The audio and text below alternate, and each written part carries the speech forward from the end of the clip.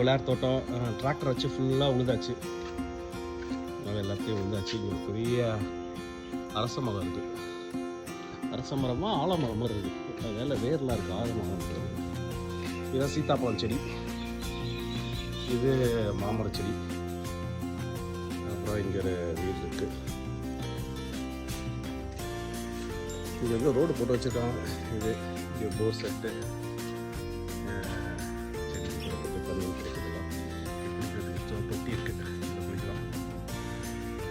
அதான் இங்கே ஒரு மாமரம் இருக்குது. இங்கெல்லாம் வந்து தென்னம்பூ வச்சுருக்கோம். பலாக்கண்ணு மற்றபடி எல்லாம் க்ளீன் ஆகிடுச்சு. இன்னும் கொஞ்சம் சுத்தம் பண்ணுறோம். இங்கெல்லாம் ஒரு செடி இருக்குது.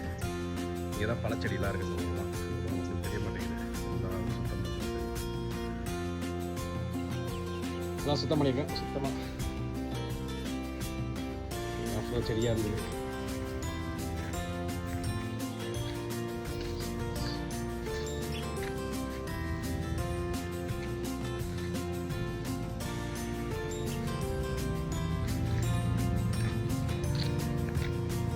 இன்னும் நிறைய வேலை இருக்குது. அதெல்லாம் க்ளீன் பண்ணணும். இங்கே ஒரு கருவேப்பிலை செடி வளருது. அதை விட்டாச்சு. மற்ற எல்லாத்தையும் வெட்டியாச்சு.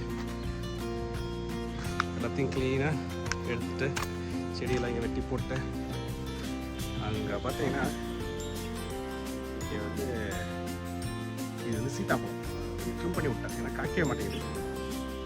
அப்போ நம்ம வந்து இங்கே ஒரு கேமரா வச்சுருக்கோம்.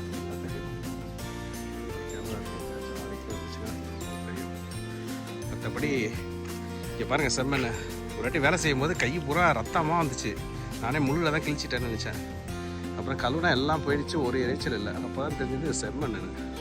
அந்த அளவுக்கு ரெட்டு குங்குமப்பூ மாதிரி இருக்குது.